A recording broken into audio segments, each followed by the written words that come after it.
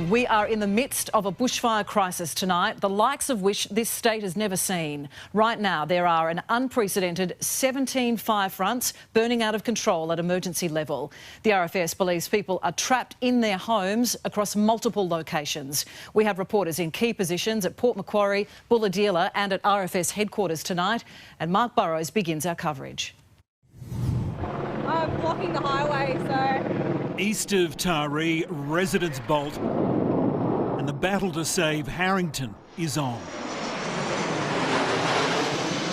And then 2 minutes later. A mighty inferno. We've been here for 50 years and this is the worst I've seen it. Every possible aircraft thrown into the fight. The Huey chopper and off the coast the massive Ericsson heli-tanker sucking up seawater before shutting down the blaze. Every man, woman and family pet beating a hasty retreat. The wind had changed and it was coming towards us, that it was time to get out. The fire front in the Crowdy Bay National Park seems to go on forever. A huge blaze needing the biggest plane in the RFS arsenal. Close by, this was the view on the Pacific Highway, just south of the Taree Service Centre. They've closed the road, we're crawling along. And this was why. Fires burning west of the highway at Hillville. This homestead surrounded on all sides. The RFS warned that the mid-north coast would be ground zero. At Foster, a blaze simmered in town. Just south of Taree, the Hillville front, closing the Pacific Highway down to Bulahdelah and threatening homes around Possum Brush. At Crowdy Head, the fire burned down to Harrington, inland from Coffs Harbour, several joining forces to burn through over 100,000 hectares. West of Nambucca Heads, 5 emergency fires ripped through national parks. And at Port Macquarie, several blazes around town with fears they'd join. And this was the view in the centre of the tourist town. A red haze descending on the outskirts. They are poised to run. My missus has already got bags packed and she's left, so I'm just waiting and I'll take the dog. Temperatures in the low to mid-30s, winds gusting up to 80 kilometres an hour. Port Macquarie is at the tip of a blowtorch. You need to know, though, once a fire gets to an emergency alert level, we may not be able to get to help you. We haven't got the resources to be able to put into every single area, so you must be prepared to survive yourself. Fires are churning through bone-dry bush. And the RFS is warning because of the winds, embers are being carried more than 6 kilometres ahead of the fire front, creating spot fires and a dangerous new challenge for the RFS. Same conditions at Woodford in the Blue Mountains. Howling winds pushing flames to the edge of properties. 200 firefighters from the RFS and Fire Rescue New South Wales are on the scene near Riches Avenue and Park and Valley Roads. Mark Burrows, 9 News. It is a frightening situation. Let's go straight now to Nine's Grace Fitzgibbon, who is in Port Macquarie for us now. And Grace, 4 blazes are surrounding this town. Residents very much on high alert there.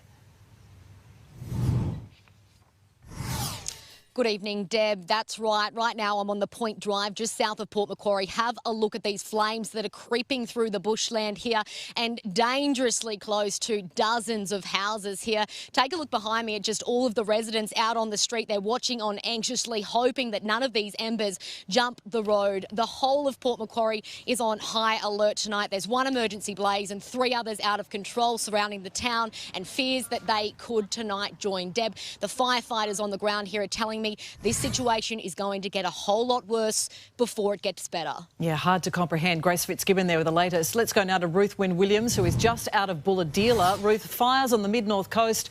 They're now reaching homes.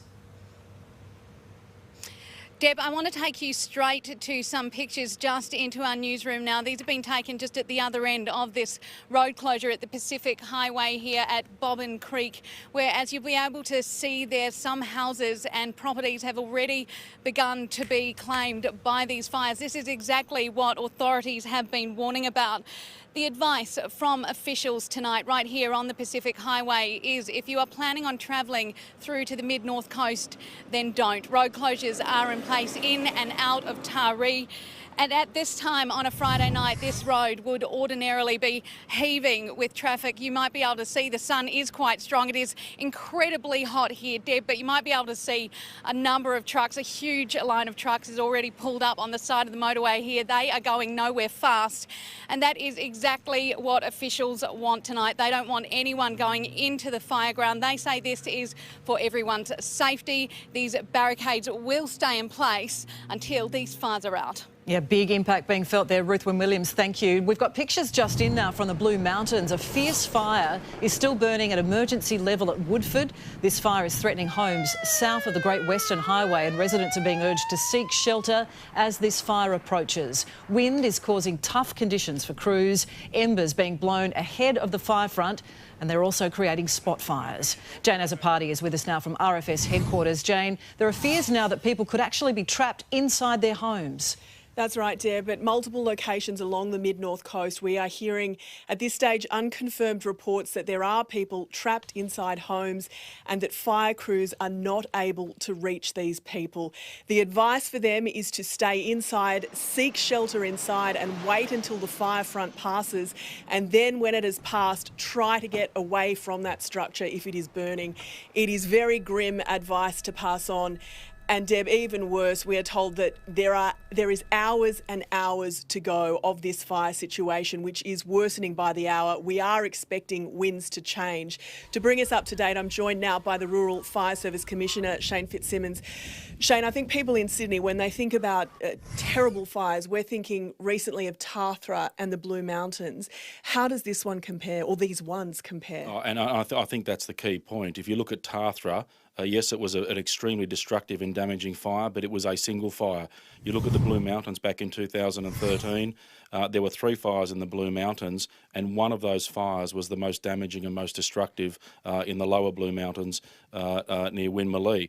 But unfortunately today, we're breaking new ground in New South Wales. We've been up to 17 fires spread from the Queensland border down to the mid-coast area of New South Wales, 17 fires burning at emergency warning alert level, as well as 1 burning in the Blue Mountains. So you've got a pretty significant geographic area, and because you've got so many of these fires burning in a particularly dry landscape, we keep talking about this, but the volatility of the fires is quite extraordinary. There is just no moisture in the vegetation.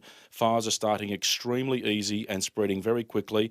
The fires are particularly hot and creating a lot more energy than would otherwise be the case, and we're seeing fire behaviour with spot fires and spotting distances more than twice what we would normally expect under these sorts of fire danger conditions. As you indicate, that this afternoon things did deteriorate and they continue to be very problematic with extraordinary fire behaviour impacting loads and loads of different communities, small communities, isolated communities, village communities. There's all manner of population areas with people's homes, people's businesses, people's farms that are all being impacted. They're still being impacted as we speak. And as you say, we've got many hours yet left. And unfortunately, the southerly change is going to present a whole heap of more problems. And just quickly, given the ground we're talking about, you're not going to know for days how many properties and potentially casualties you'll have. That's exactly right. We are, as we speak, in targeted areas. We've got helicopters, we've got crews on the ground, we've got people trying to get into some of these areas where we haven't been able to get to yet and take some stock of what might be there. But you're right, we are going to be looking across the enormity of these fire grounds, remembering just the fires we've got burning today are covering an area more than twice the entire area of New South Wales that burnt through bushfires last year. In one day alone is the fires that we're dealing with. So we've got days ahead yet before we get a real understanding of the damage and destruction. Well, we wish you and your crews the best of luck, Commissioner. Thank you for joining us.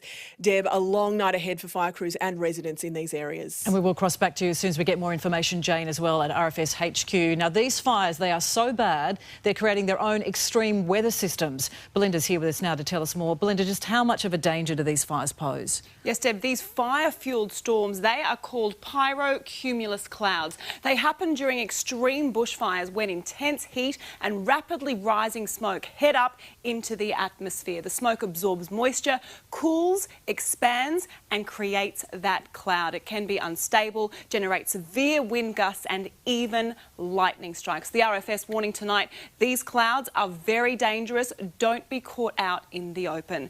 And this is the view of the fires from space. You can see the huge amount of smoke heading out over the Tasman and towards New Zealand. More challenging conditions for fire crews tomorrow. I will have further details on that later, Deb. It is just such an extraordinary situation, Belinda. Thank you. Kelly Fedor joins us now in the studio as well. Kelly, you've got live information on these fires burning out of control. That's right, Deb. We've got a live feed of the map from Rural Fire Service showing us exactly where these fires are. The red icon represents emergency level, which means lives are at risk. Yellow is watch and act, which means that people need to start preparing to leave their homes in case conditions change. Right now, there are 17 fires burning at emergency level. The latest to be upgraded is at Coombs Gap complex near Port Macquarie. The fire burning out of control south of the Oxley Highway is quickly spreading to the east, and I'll keep updating you